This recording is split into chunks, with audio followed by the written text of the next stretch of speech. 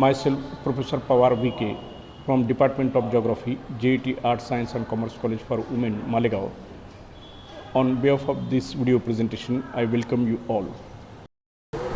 Dear students, today's topic of our video presentation is solid waste management.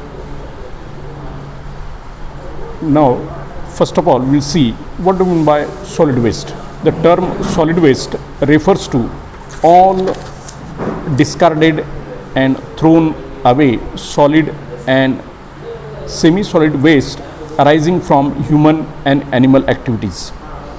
Its quantity depends upon season and standard of people living in an area. Advanced societies believe in use and throw culture that further increase solid waste. Now, first of all, we'll see classification of solid waste. Solid waste may be classified into the following categories. Number one is garbage.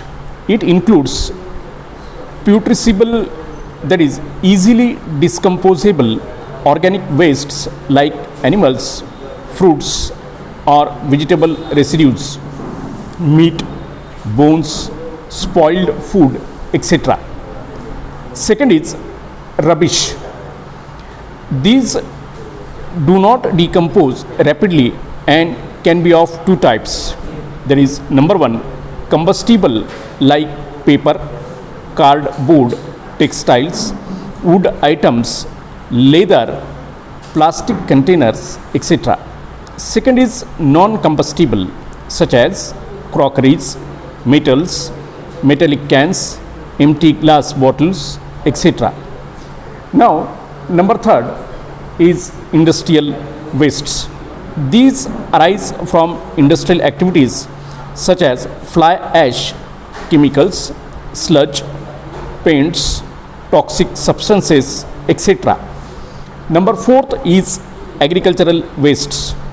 These are crop residues and include materials like jute, cotton, rubber, tea, coffee, coconut, straws, sugarcane wastes, cattle shed wastes, etc.